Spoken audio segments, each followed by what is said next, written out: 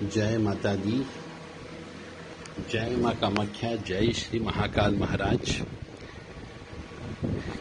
काली काली महाकाली, काली के पापनाशिनी, खड़ग हस्ते मुंद हस्ते, काली काली नमस्तते। ओम मृत्युंजय महादेव त्राहि मां शरणागतम, जन्म मृत्यु जरा व्याधि पीड़ितम कर्म बंधने। संतान किसको पैदा नहीं होती है? संतान सुख कम क्यों हो जाता है? किसी किसी को बहुत जल्दी संतान हो जाती, किसी को बहुत देर से उत्पन्न होती है, किसी के पैदा ही नहीं होती है, और किसी के पैदा होती है तो पैदा होने के बाद मर भी जाती है, और किसी के गर्भ में ही बच्चे मर जाते हैं। तो ये संतान सुख क्यों प्राप्त नहीं होता है? यह सब हमारे पिछले पूर्व जन्म के पाप कर्मों का फल होता है, जिसकी वजह से हमारे यहाँ पे बच्चे पैदा नहीं होते हैं। और इन पाप कर्मों को आपके हस्तरेखा से या फिर जन्म कुंडली से देखा जा सकता है।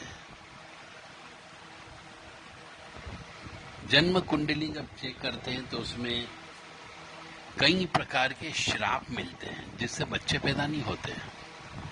क्योंकि आप तो पैदा होकर के आ गए, आपको नहीं मालूम कि पिछले जन्म में आपने कौन कौन से कुकर्म किए। यदि पुण्य कर्म करते तो आपके यहाँ बच्चे पैदा होते और आप खुशहाल रहते। परंतु चूंकि अब आप दुखी भी हैं, कष्ट में भी हैं, रोगी व्यक्ति भी हो, तो मान के चलो आप पापी व्यक्ति हैं। पिछले कई जन्मों में कई मनुष्यों को आपने कष्ट दिया, तकलीफ दी, परेशान किया, तो ईश्वर सजा स्वरूप बच्चे पैदा नहीं होने देता या वंश वृद्धि नहीं होने देता। तो अब चलते हैं हम, वास्तव में क्या है, सच्चाई क्या है। तो कुंडली में सूर्य दोष होता है। जो जानकार है वही जान सकता है कि सूर्य दोष जो होता है, तो वो गर्भ में जब बच्चा आ जाता है तो सूर्य दोष की वजह से 1-2 माह में ही बच्चा पेट में मर जाता, गिर जाता है। आप कुंडली चेक करवाओ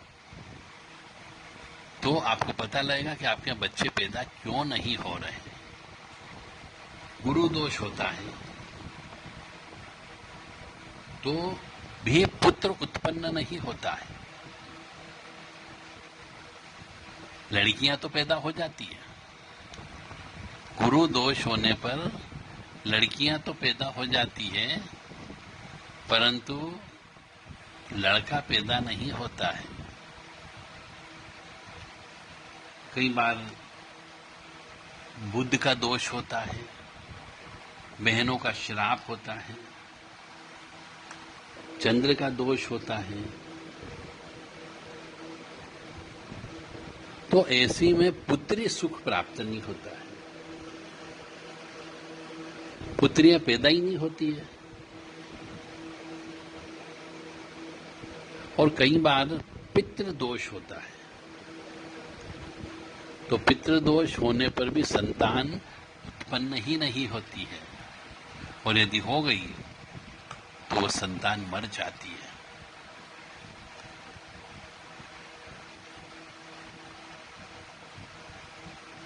और कई बार पितृदोष होने की वजह से विवाह ही नहीं होता है, विवाह हो गया तो विवाह टूट जाता है, और विवाह हो गया तो संतान में उत्पन्न करने में कई पापड़ बेलना पड़ते हैं। शुक्र दोष भी होता है, शुक्र दोष होने पर भी पिछले जन्म के पाप कर्म, चरित्रहीनता की वजह से, पत्नी को मारने पीटने की वजह से, बच्चे पैदा नहीं होते इस जन्म में।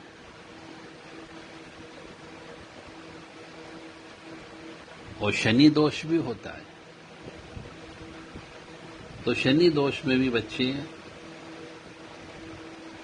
विवाह के 10 साल बाद 11 साल बाद बच्चे पैदा होते हैं।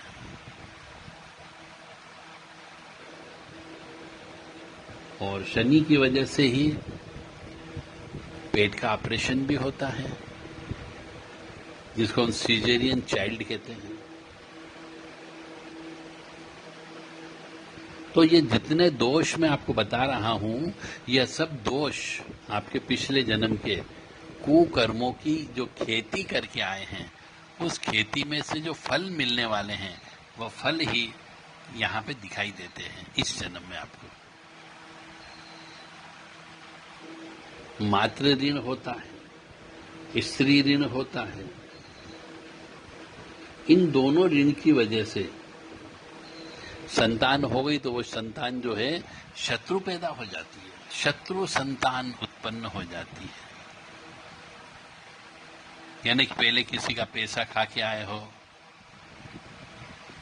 पहले किसी के साथ झगड़ा किया हो, किसी का मकान छीन लिया हो, या फिर कोई निर्वंशी हो, उसकी जमीन जायदाद खरीद ली हो, तो भी जीवन में कष्ट की प्राप्ति होती है। कई बार हम देखते हैं 7 से 11 वर्ष का विलंब हो जाता है, तब तक बच्चे पैदा ही नहीं होते।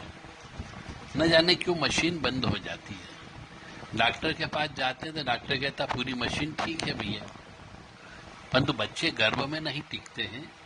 उसके पीछे का कारण होता है मंगल सूर्य की युक्ति। यानी आपको पत्रिका तो देखना ही दिखवाना पड़ेगी।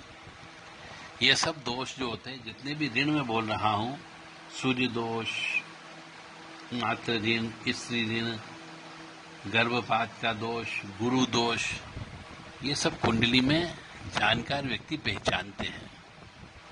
आप चाहे तो कुंडली चेक करवा सकते हो, ताकि कम से कम घर में किलकारियां तो हो, बच्चे तो पैदा हो। जब बच्चे ही पैदा नहीं होंगे तो घर भी एक सूना सूनापन लगता है। घर में रहने वाली माता बहनाओं का मन नहीं लगता है। तो जो मैंने कहा है आपको कि ये बहुत सारे दोष, इनकी वजह से बच्चे पैदा नहीं होते हैं। और यदि हो गए तो शत्रु जो है बच्चे के रूप में आपके पास आ जाता है। जय माता दी, जय मां कामाख्या। ऐसे ही और भी बहुत से श्राप हैं। आज हम उन श्राप का वर्णन सुनेंगे। जय माता दी।